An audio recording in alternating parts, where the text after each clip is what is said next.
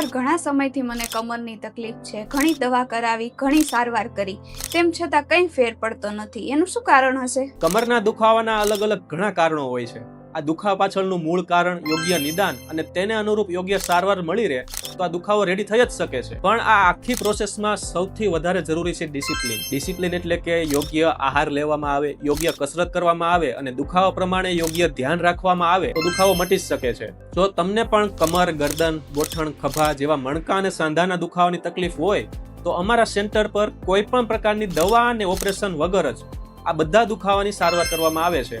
આ ઉપરાંત નસ દબાતી હોય કમર અથવા તો ગરદનમાંથી તો તેના માટે અમારા સેન્ટર પર આધુનિક પદ્ધતિથી એટલે કે સ્પાઇનલ ડીકમ્પ્રેશન સારવાર પણ ઉપલબ્ધ છે. સર, ઘણા સમયથી મને કમરની તકલીફ છે. ઘણી દવા કરાવી, ઘણી સારવાર કરી, તેમ છતાં કંઈ ફેર પડતો નથી. એનું શું કારણ હશે? કમરના દુખાવાના અલગ અલગ ઘણા કારણો હોય છે. આ દુખાવા પાછળનું મૂળ કારણ યોગ્ય નિદાન અને તેને અનુરૂપ યોગ્ય સારવાર મળી રહે તો આ દુખાવો રેડી થઈ જ શકે છે. પણ આ આખી પ્રોસેસમાં સૌથી વધારે જરૂરી છે ડિસિપ્લિન. ડિસિપ્લિન એટલે કે યોગ્ય આહાર લેવામાં આવે, યોગ્ય કસરત કરવામાં આવે અને દુખાવા પ્રમાણે યોગ્ય ધ્યાન રાખવામાં આવે તો દુખાવો મટી જ શકે છે. જો તમને પણ કમર, ગરદન, ગોઠણ, ખભા જેવા મણકા અને સાંધાના દુખાવાની તકલીફ હોય તો અમારા સેન્ટર પર કોઈ પણ પ્રકારની દવા અને ઓપરેશન વગર જ આ બધા દુખાવાની સારવાર કરવામાં આવે છે.